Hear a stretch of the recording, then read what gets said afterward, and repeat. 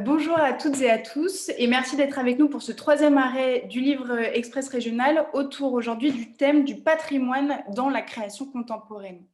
Donc aujourd'hui, avec nous autour de cette table ronde virtuelle, nous avons 5 éditeurs. Dominique Tourte des éditions Inouïnit à Lille, Patrice Dufossé pour les éditions Nord Avril à Bouvigny dans le Nord, Dominique Brisson de Courtoujours à Épau-Bézu près de Château-Thierry dans le sud de l'Aisne. Nous avons également Philippe Leleu des éditions de la librairie du Labyrinthe à Amiens. Je ne le vois pas. Si je le vois, ça y est, je le vois. Et enfin, Olivier Angelard pour les éditions Angelard à Douai, donc qui n'est pas encore connecté, c'est tout à fait normal, parce qu'il a un cours de littérature en picard à l'université d'Amiens jusqu'à 11 heures. Donc, ça prend tout son sens avec le thème du patrimoine qu'il porte haut. Donc aujourd'hui, le patrimoine comme thème fort, comme thème phare. Et pour commencer, je vais me tourner vers Dominique Tourte d'Inouïnit, si vous voulez bien. Est-ce que, Dominique, vous pouvez mettre votre micro? Voilà. Merci.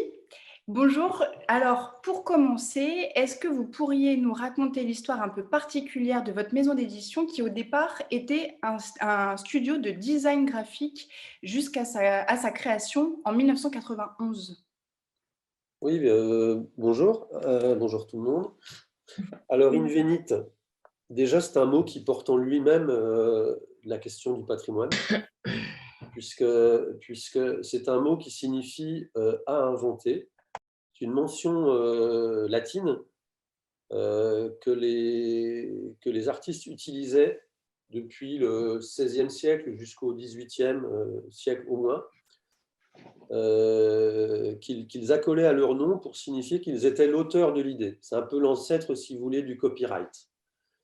Ainsi, on pouvait trouver Raphaël ou Léonard de Vinci Inouïnit et un tel fécite, c'est-à-dire Léonard a inventé et une autre personne l'a fait, pour une gravure par exemple. Voilà, les éditions Inouïnit sont nées, procèdent alors plus récemment que ce que vous avez dit Clémence, puisque moi personnellement je me suis installé en tant que graphiste après un cursus en art plastique et en histoire de l'art à l'université. Je me suis installé en tant que graphiste en 91. J'ai longtemps exercé en tant que graphiste indépendant, déjà au service des musées, beaucoup au service des musées ou d'organismes œuvrant dans le domaine de la culture au sens large du terme. Et ma signature en tant que graphiste ou créateur était naturellement, comme je vous l'ai expliqué, Dominique Tourte Invenit. Dominique Tourte a inventé. Voilà.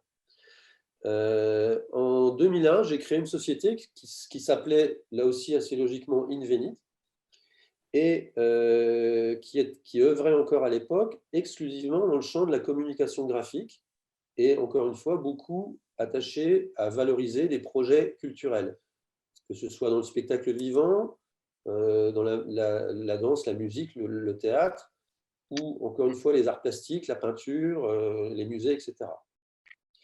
En 2000, je faisais donc dans ce cadre-là beaucoup déjà de catalogues d'expositions pour des musées. Je peux dire à peu près à coup sûr que j'ai travaillé pour quasiment la totalité des musées de l'ex-région Nord-Pas-de-Calais. En 2008, j'ai décidé, pour des raisons qui sont à la fois, je vais dire, qui tiennent, que je vais qualifier d'opportunistes, mais pas au sens entendu et commun du terme, mais qui m'obligeaient à réagir face à une nouvelle situation, qui était celle de l'arrivée des marchés publics par rapport à la production des catalogues d'exposition. Jusqu'à une période récente, enfin jusqu'à 2008 environ, 2006, 2007, 2008, les musées étaient eux-mêmes leurs éditeurs. Et puis à un certain moment, ils ont délégué à des éditeurs extérieurs la production de leur catalogue. Et je me suis dit tout bêtement, si je veux continuer à faire ce que j'aime faire, ce qui me passionne, c'est-à-dire le livre d'exposition ou le livre de musée, j'ai intérêt à apparaître comme éditeur. Voilà. Et donc, je me suis dit ça, je l'ai fait. Quand je l'ai fait, je ne soupçonnais pas du tout ce que ça voulait dire derrière. Je me suis lancé à corps perdu. J'ai eu la chance de trouver rapidement un diffuseur-distributeur national qui a accepté d'héberger, d'accueillir notre travail au sein de sa structure. Et l'aventure est partie comme ça. Et donc, depuis 2008, Invenit développe une activité d'édition, beaucoup tournée sur, effectivement, l'art, le patrimoine, la littérature, explorant les champs, notamment entre l'art et la littérature, au travers d'une collection emblématique qui s'appelle Exphrasis. Et puis, d'une façon générale, attaché à travailler à la rencontre des disciplines. C'est vraiment cette dimension transversale qui caractérise la maison. Petite innovation depuis 2008 encore, enfin petite marche à nouveau encore, c'est l'intégration de la dimension numérique dans nos ouvrages papier à partir de la mise au point d'une solution de livre augmenté, c'est-à-dire d'accession à un contenu numérique à partir même du livre papier, qui est le portail d'ouverture vers le numérique. Voilà, je crois avoir résumé, j'étais un peu long, je suis désolé. Mais... Poser les bases. Vous voulez court-circuiter mes questions, en fait. Ah, pardon. Alors, vous me disiez, aujourd'hui, Invenit, c'est 4... alors, vous dites plutôt Invenit que Invenit. Oui, moi je dis Invenit, on dit comme on veut. Donc, aujourd'hui, c'est 4 personnes et 170 titres au catalogue en une douzaine d'années. C'est bien ça, oui. Et pour une majorité d'ouvrages, plutôt des livres qui sont liés à des œuvres d'art. Oui, enfin, des œuvres d'art ou des collections, ou en tout cas, qui s'attachent à une dimension patrimoniale. Alors justement, ça c'est intéressant, cette question. On arrive au cœur du sujet et je me suis rendue en faisant mes petites recherches préparatoires que vous aviez tous une définition assez différente finalement du patrimoine. Est-ce que vous pourriez peut-être en préambule nous dire ce qu'il y a pour vous derrière ce mot de patrimoine? Qu'est-ce que ça recouvre dans votre maison d'édition?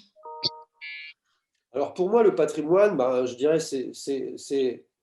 c'est bien sûr la définition communément admise, c'est-à-dire un bien qui est légué à une personne ou à une communauté de personnes, en l'occurrence notre communauté, nous, de citoyens, on va dire les choses simplement, un bien dont on a la charge. Un bien, tout à l'heure justement, en préparant un petit peu, en réfléchissant un petit peu dans le prolongement de notre échange d'hier, Clémence, je regardais un petit peu, il y a quelque chose qui me plaît bien finalement dans cette notion de patrimoine, c'est simplement la définition juridique. Un patrimoine, c'est de l'actif et du passif.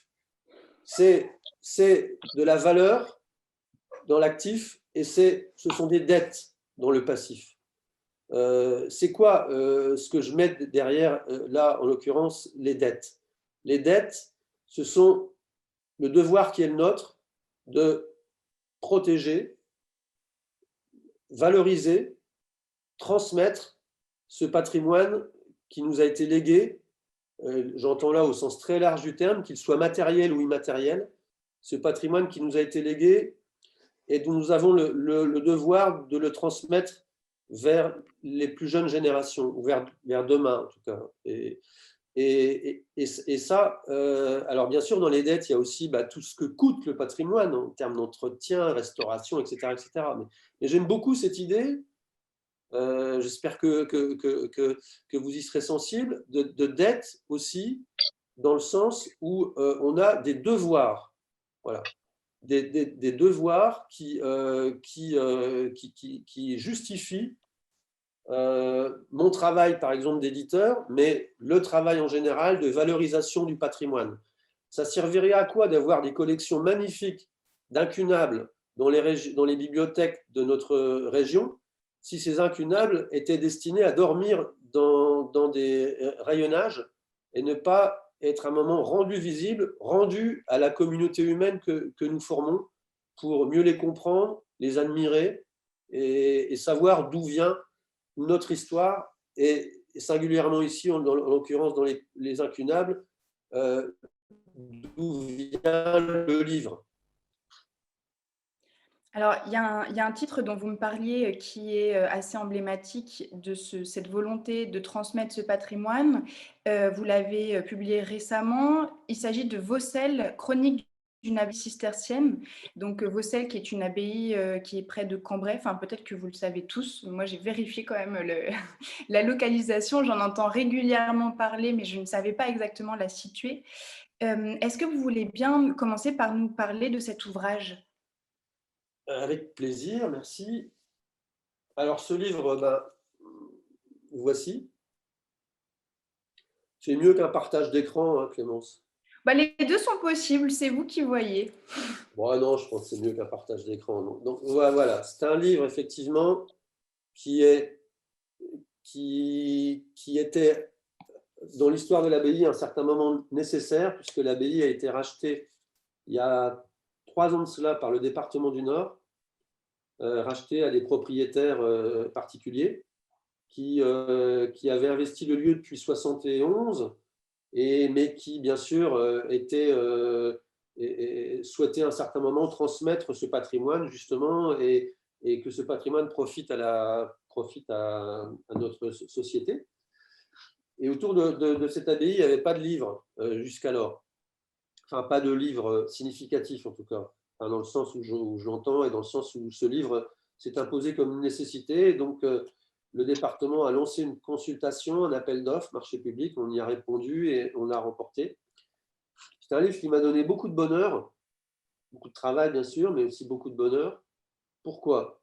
Parce que c'est un livre dans la relation que j'aime entre le commanditaire et le commandité, entre le client ici, le conseil départemental et le chargé de mission du projet, Jean-Marie Duhamel, qui est l'auteur principal, et les éditions Invenit, il y a vraiment comment dire, une entente et une vision commune sur le projet.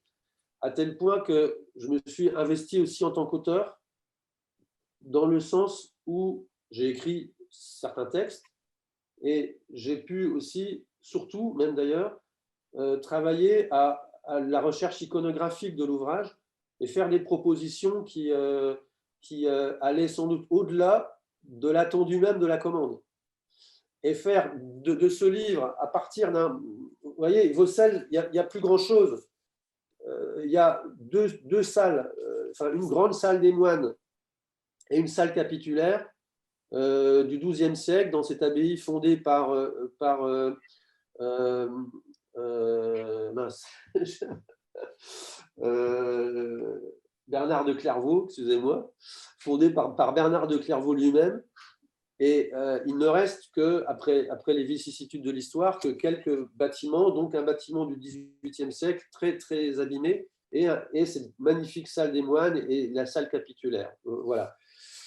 Ça veut dire qu'il y a très, très, très peu d'autres images ou d'autres traces. Ça veut dire qu'il fallait, dans ce livre, combler les trous de l'histoire, en fait. Ça a été le travail de l'auteur, Jean-Marie Duhamel. Alors Jean-Marie Duhamel, que certains connaissent sans doute, puisqu'il a régné sur les pages culture de la Voix du Nord pendant plusieurs décennies. Exactement. Et ça a été le travail de recherche iconographique. Bon, je vais prendre un seul exemple, par exemple.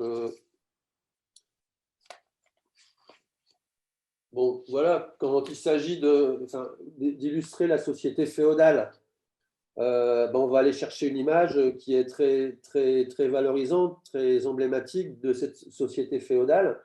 Écrire, bien sûr, la légende qui accompagne l'image, ça a été mon travail. Et bref, je ne vais pas trop rentrer dans le détail, mais montrer des choses tangibles, visuelles et si possible les plus belles possibles aux endroits où on manque de traces pour émailler le discours de l'historien même, de l'auteur principal qui est Jean-Marie Duhamel. Par exemple, je vais juste m'arrêter là sur une image à laquelle je tiens beaucoup et qui va vous dire, je crois, enfin, qui vous laissera comprendre où s'enracine ma passion du patrimoine. Ouais, peut-être une autre avant. Quand il s'agit de montrer le sentiment de la mort qui régnait à la fin du XVe siècle dans ces territoires qui sont ceux qui sont les nôtres, naturellement, il s'est imposé de montrer ce magnifique transit du musée d'Arras, qui est une œuvre de notre patrimoine collectif. Ou bien quand il s'agissait d'illustrer la place que l'abbaye de Vaucelles a tenue dans la diplomatie européenne, je ne pouvais pas faire autrement que de suggérer de montrer la figure de Thomas More. Vous savez, ce grand auteur qui est l'auteur de l'Utopia, Utopie, qui était un très grand diplomate anglais, qui est délégué par le roi d'Angleterre de l'époque pour traiter avec les cours européennes ce qu'on a appelé la paix de Vaucelles, ou la paix des dames. Voilà, donc Thomas More a foulé, si ce n'est strictement le sol de l'abbaye de Vaucelles, mais au moins celui de la ville de Cambrai. Et il en témoigne d'ailleurs, et il dit à quel point ça a été pour lui une des choses dont il a été le plus fier que de participer et d'œuvrer à cette paix des dames. Voilà. Voilà. Bon. Tout ça pour vous dire que être éditeur, pour moi, c'est aussi créer et être force de proposition et voilà, et spécialement sur le patrimoine. Donc un gros travail de reconstitution sur ce livre, puisque les archives sont peu nombreuses, en tout cas comme vous nous le disiez. Et puis aussi un travail d'augmentation, c'est-à-dire que pour prolonger la lecture de ce livre, vous avez imaginé une partie en réalité virtuelle. Alors, c'est pas tout à fait de la réalité virtuelle, mais vous voyez, par exemple, toute la fin du livre est consacrée plutôt à l'avenir de l'abbaye, à son projet culturel, scientifique, etc. Oui, petit exemple aussi, tenez là, regardez, vous voyez ces pages. En fait, on a voulu parler de la faune et de la flore de l'abbaye. Et donc, naturellement, je suis allé chercher des enluminures ou des lettrines ornées du Moyen-Âge pour mettre en regard, par exemple, de l'image du hérisson ou de l'image de la mésange. Vous voyez, bon, voilà, ça fait partie des petits clins d'œil comme ça. Mais donc, pour revenir à cette question d'augmentation numérique, il y a dans le livre 2 pages comme celle-ci. Regardez en bas à gauche de la page, vous avez un logo, hein, qui signifie que cette page est à filmer avec une application qui est gratuite en téléchargement et que cette page donne accès directement au film de reconstitution en 3D qui a été fait autour de l'abbaye. Voilà. Donc on n'est pas vraiment dans la réalité virtuelle, on est simplement dans la proposition que je fais de faire du livre un portail. Excusez-moi, je vais mettre en silencieux. De faire du livre un portail d'entrée vers l'univers numérique. D'accord, donc pour prolonger la lecture et l'immersion du lecteur dans ce thème. Exactement, pour lui proposer des contenus que le livre ne peut pas proposer par définition. Voilà. Et quels autres types de contenus on peut imaginer sur d'autres livres? Qu'est-ce que vous avez pu lancer, par exemple? Alors, les contenus ils sont très, très… Enfin, je veux dire, c'est l'infini des possibles. Hein. Justement, c'est ce que je dis souvent, c'est que le livre, c'est un espace fermé, avec un début, enfin, une couverture, un début, une fin et une quatrième de couverture. Voilà. On peut le prendre dans tous les sens, on peut le tourner, revenir en arrière, etc. Mais c'est un espace fermé. Le numérique, par définition, est un espace ouvert, voire même infini, qui ne procède pas du tout de la même comment dire, catégorisation spatiale et temporelle. Et donc, on peut, grâce à ce moyen, envoyer le lecteur vers tout type de contenu, que ce soit des contenus audio, des contenus 3D, des contenus vidéo, bien sûr, des contenus simplement, des contenus web, des pages web. Voilà, c'est extrêmement… et ça ne coûte pas grand-chose. Et quel est l'intérêt pour vous en tant qu'éditeur de prolonger cette lecture par des contenus web divers, des films, des archives, etc.? Eh bien, écoutez, l'intérêt pour moi, il est de prolonger. Alors là, vous allez dire, il se prend pour je ne sais pas qui d'ailleurs. Mais l'intérêt pour moi, c'est de prolonger et d'accompagner cette révolution numérique qui est celle que nous vivons, que moi, j'ai pris en cours de marche, mais que nos enfants, qui constituent je veux dire, la pensée même de nos enfants ou des plus jeunes générations. Donc, d'accompagner cette révolution numérique qui a à bien des égards très comparable à ce qu'a été la révolution Gutenberg. Même rapidité de diffusion, même ouverture, même comment dire, diffusion virale comme ça. Pour avoir travaillé sur la révolution Gutenberg, je sais à quel point, en 50 ans, on part d'une Bible de Gutenberg et on a 2,5 millions, 3 millions d'ouvrages imprimés en 50 ans. C'est considérable. Et donc, cette révolution Gutenberg, pour moi, elle trouve son pendant dans la révolution numérique aujourd'hui. Et je me suis très souvent dit, en creusant ces questions d'augmentation numérique, que Gutenberg, s'il avait eu la possibilité lui-même d'élargir son livre et d'y apporter du mouvement, d'y apporter de la couleur, parce qu'à son époque, la couleur était encore très, très limitée, d'ouvrir son livre comme ça, avec les potentialités du numérique, il aurait plongé dedans, il aurait investi dans ces solutions. Donc, je pense répondre à votre question. On imagine que ça doit vous prendre beaucoup de temps, alors que le temps des éditeurs est précieux dans la mesure où vous êtes déjà, vous avez déjà en général beaucoup de casseroles sur le feu. Où est-ce qu'on s'arrête en fait dans l'augmentation? Quand est-ce qu'on décide? Parce qu'effectivement, les possibles sont infinis. Donc, quand est-ce qu'on dit stop, là c'est bon? Après, ce sont des questions de moyens et de budget. Là, vous voyez, les exemples, les 2 pages augmentées dans le livre Vaucel, ça ne coûte rien ou très peu. Parce que j'ai acquis, Invenit a acquis une solution numérique, donc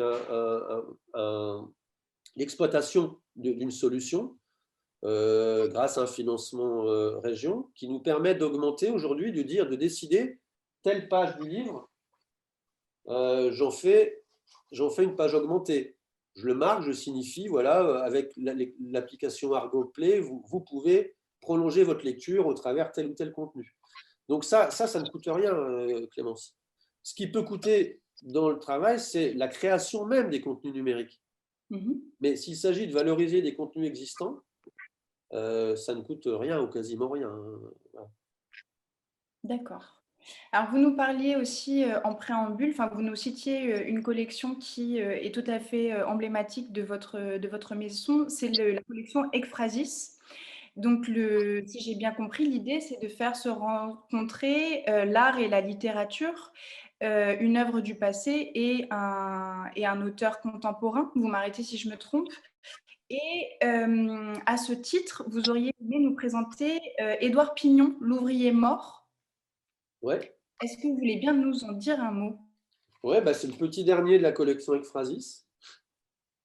Donc la collection Ekphrasis, sont des titres courts qui procèdent de commandes d'écriture à des auteurs vers lesquels je me tourne pensant qu'ils ont des choses à dire sur telle ou telle œuvre.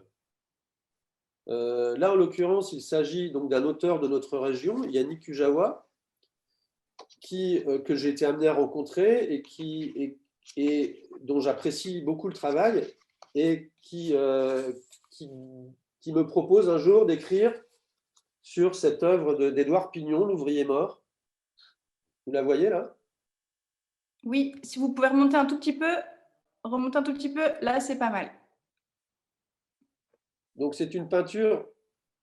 Donc Édouard Pignon, c'est un peintre de la première moitié, à cheval qui est actif un peu avant la guerre, la Seconde Guerre mondiale, et puis qui va mourir dans les années 80, je crois, fin des années 80, j'ai plus de date en tête. Qui était un peintre très engagé, qui était natif des mines, du bassin minier, et qui s'est engagé au Parti communiste très tôt, qui l'a quitté à la fin de sa vie, mais qui a travaillé sur un certain nombre de sujets, dont la question des mineurs. Et qui était très ami avec Picasso. Et Picasso avait beaucoup d'admiration pour son travail. Et à propos de cette peinture, L'ouvrier mort, qui est conservée au Palais des Beaux-Arts de Lille, qui date de 1952, Picasso dit que il s'adresse à Pignon, il lui dit: c'est ton Guernica à toi. On sait vous dire la force de l'image. Et puis, sorti de la bouche de Picasso, ça ne pouvait être que qualifier vraiment une admiration pour cette peinture. Et donc Yannick Kujawa, alors c'est un livre, lui pour le coup, qui n'est pas augmenté, hein, qui procède toujours à peu près, les derniers titres de la collection sont stabilisés sur une forme qui est celle-ci, hein, c'est-à-dire une couverture un peu rigide, une fenêtre qui s'ouvre sur un détail. Là, le centre du tableau qui est formé par cette mère qui enlace son enfant avec ce petit cul tout rose là, qui signifie la vie au cœur même du tableau, alors que le père vraisemblablement est la personne qui gît au sol, qui est l'ouvrier mort, hein. Donc le livre s'ouvre par une fenêtre, puis viennent quelques détails de la peinture. Voilà, j'en prends un ici, par exemple. Et puis ensuite, on a le texte. Voilà.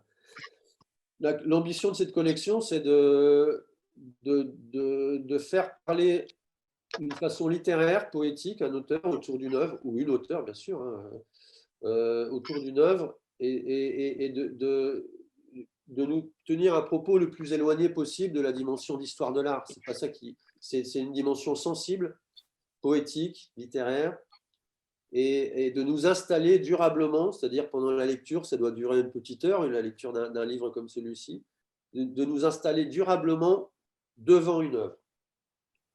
Et je dis toujours que les auteurs n'écrivent pas sur une œuvre, ils écrivent à partir d'une œuvre ou depuis une œuvre, l'œuvre étant une piste de décollage pour l'écriture. C'est ce que je leur dis, c'est ce que je leur propose. Et le texte de Yannick Kujawa, d'une façon très intelligente et très bien maîtrisée, est un entretien fictif avec un jeune homme qui vient trouver Pignon, qui lui demande de parler de cette peinture, de lui raconter l'histoire, etc. Et donc on a un long monologue dans lequel Pignon revient sur, bien sûr, l'histoire de cette peinture, mais l'histoire des mineurs, l'histoire de son engagement politique au Parti communiste, enfin, voilà. Donc je suis très fier de ce livre. Alors, une nouveauté également de votre maison, qui est un livre hors collection, c'est Le Cabinet des Merveilles, qui est sous-titré Objets de patrimoine de l'Université de Lille, qui est sorti en avril 2021. Comment est-ce que vous avez travaillé autour de ce livre? Bon, alors là, je vais essayer d'être court, hein, parce qu'il faut laisser les autres parler, hein. Alors, je rappelle d'ailleurs tout ce que vous pouvez tout à fait m'interrompre et interrompre Dominique d'ailleurs pour poser vos questions, soit directement en mettant votre caméra et votre micro, soit si vous préférez que ce soit moi qui pose la question, je peux m'en charger également. Dans ce cas, il faut juste me mettre un petit message dans le chat. Et d'ailleurs, c'est l'occasion de me rendre compte qu'il y en a que je n'avais pas vu. Donc peut-être, Dominique, avant qu'on reste sur cette belle collection Exphrasis, je vais vous poser deux questions. Donc, une première de d'Anne Leviel. Quelle est la part de sujets régionaux dans votre catalogue? Avez-vous également travaillé des projets sur des sujets plus lointains? Ah bah oui. Alors, à l'origine de la collection, l'ambition était très simple. 17 musées dans la région importants avec des belles collections de peintures, de la région Nord-Pas-de-Calais à l'époque. 17 musées, 17 titres. J'ai foncé comme un fou pour faire éditer 17 titres en 2 ans. Et les 17 titres couvraient les 17 musées. J'ai procédé par territoire. La Flandre maritime, Calais, Boulogne, Dunkerque, les Flandres intérieures, Hasbrook, Bailleul, etc. Et puis, voilà, bref, tout le territoire de la région était couvert avec des œuvres qui appartenaient à l'ensemble de ces 17 musées. Après, j'ai décidé d'élargir un petit peu. Je prendrai qu'un exemple. Alors, c'était parfois des auteurs de la région, mais pas toujours. C'était en fait, pour moi, un choix, un maillage. Je me suis toujours défini comme l'entremetteur, c'est-à-dire celui qui organise la rencontre entre l'œuvre et l'auteur. Et donc, pour moi, je donnais la parole, ou je permettais cette parole, j'invitais à la parole des gens dont j'estimais qu'au regard de leur travail, de leur sensibilité, de leur écriture, de ce qu'ils avaient déjà écrit, ils pouvaient dire des choses fortes et pertinentes et belles sur telle ou telle œuvre. Dans cet ordre d'idées, j'ai proposé à Caroline Carlson, cette grande danseuse que tout le monde, je pense, connaît, d'écrire un texte sur une œuvre de Rothko, Marc Rothko, ce peintre abstrait américain qui était conservé au centre Georges Pompidou. Là, je sortais, vous voyez, du cadre de la région. Mais en même temps, j'y restais un peu parce que Caroline Carlson, à l'époque, était encore la directrice de ce centre chorégraphique national des Ballets du Nord. Donc voilà. Et une de mes grandes joies d'éditeur, ça a été de voir qu'après ce texte qu'elle a écrit spécialement pour Invenitt et autour de ce Marc Rothko, elle a créé un spectacle avec le même titre que notre livre, Dialogue with Rothko. Et donc voir son livre, notre livre, Ekphrasis, transformé dans un spectacle dansé par Caroline Carlson elle-même, enfin, vous imaginez le bonheur, quoi. Voilà. Alors, une autre question autour de la collection Ekphrasis. Fait-elle l'objet d'ateliers autour de la réalité augmentée ou d'expos ou de rencontres en bibliothèque? Autant de rencontres qu'il nous serait permis de faire selon les souhaits, les désirs de tous. Il n'y a pas d'atelier spécifiquement, mais voilà, tout est imaginable. Hein. Moi, vous savez, c'est pas compliqué. Hein. On est là, ici, à Lille, on existe, on fait un travail. Toute personne qui est désireuse d'en connaître plus, de savoir plus, de nous inviter, elle nous invite, il n'y a pas de souci, ça va être toujours avec plaisir. Ok. Est-ce que, pour terminer, vous voulez bien nous présenter ce livre quand même, Le Cabinet des Merveilles, qui a l'air très beau? Alors, je vais faire très rapide parce qu'encore une fois, je vois que le temps passe et puis je suis pas. Enfin, voilà, j'aimerais bien aussi écouter mes collègues. Et puis, alors, le Cabinet des Merveilles, c'est très simple. L'Université de Lille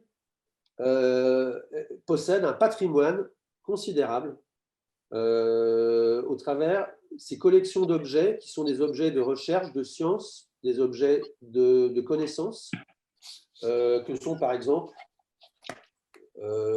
ces objets de physique ou bien ces collections de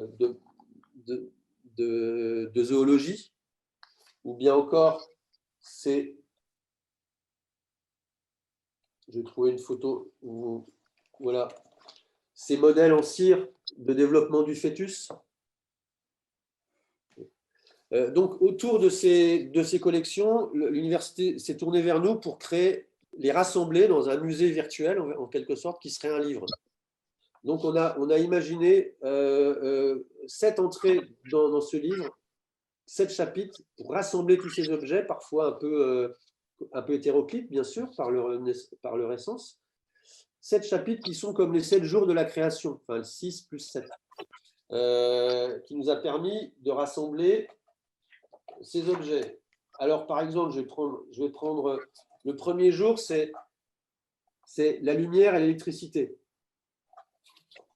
Le deuxième jour, c'est, alors dans la lumière et l'électricité, toutes les collections liées à la photographie, à la lumière, bien sûr, la cage de Faraday pour l'électricité, enfin, voilà. Et le deuxième jour, c'est l'eau et l'air. Et ainsi de suite. Après viennent les animaux, les plantes, etc., etc. Et donc, ces chapitres sont remplis d'images très variées. Parfois viennent les présentations de personnages qui ont marqué l'histoire de l'université, des grands savants, des grands docteurs. et notamment la figure de Pasteur, parce que moi, je ne savais pas en commençant ce travail, Pasteur est le premier recteur de l'Université de Lille. En 1853, il arrive à Lille, il est encore assez jeune, et il va créer l'Université de Lille. Voilà. Donc, on fait bien sûr une grande place à Pasteur. Et regardez ces magnifiques collections de botanique, d'objets, enfin de modèles botaniques. Et voilà. Et dernière chose importante par rapport à ce livre, comme j'ai toujours à cœur de créer des liens entre les disciplines, comme vous le savez, j'ai invité 7 auteurs, hommes et femmes, écrivains, à s'emparer, à écrire un texte de fiction sur l'un des objets de chaque partie.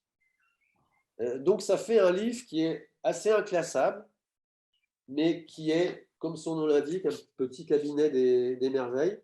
Et là, l'œuvre choisie pour la couverture, c'est une tapisserie de l'URSSA qui trône dans la faculté de droit, dans la salle des actes de la faculté de droit de Lille. Voilà. Et j'ai pris un certain plaisir à, je terminerai là-dessus, j'ai pris un certain plaisir. Vous voyez, on présente Pasteur et par exemple ses collections des modèles cristallographiques en liège,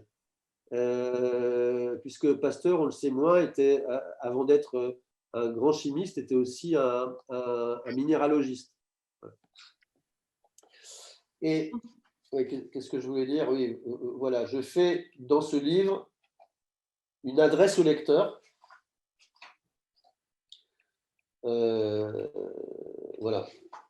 Je m'arroge un petit privilège. J'ouvre le livre par une adresse au lecteur où je lui rappelle que quand il rouvrira ce livre, peut-être dans 10 ans, dans 20 ans, dans 30 ans, j'en sais rien, parce que les livres, c'est fait pour durer, il saura que ce livre a été fait en pleine période pandémique.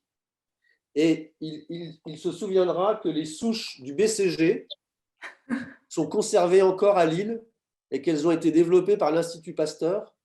Et que, comme je le dis dans la légende, je vais me permettre de lire ce texte, puis franchement, après, j'arrête là-dessus. Hein. Alors, je crois qu'il va falloir plutôt qu'on raccourcisse parce que ça risque de… Je vous propose plutôt… Je suis navrée de vous interrompre, Non, Dominique. non, mais c'est normal, c'est normal. À moins qu'il soit vraiment court. Il est très court, il y a 2 lignes.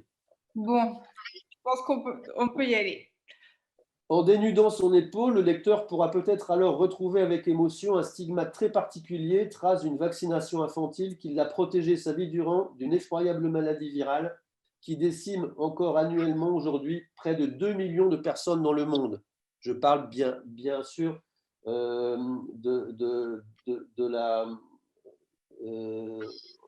du vaccin du BCG et de la protection contre la… Je suis fatigué, j'ai un trou de mémoire. Je pense que c'est la polio. La polio, pardon. Merci Philippe.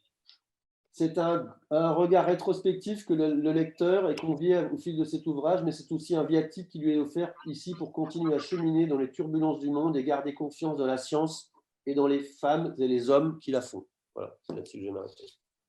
Merci beaucoup, Dominique. En commentaire, il y a quelqu'un qui écrit « Merci de nous donner à voir et à entendre votre passion du beau ». Et je le rejoins totalement parce que ça donne très, très envie de se plonger dedans. Ça a l'air plein de belles choses.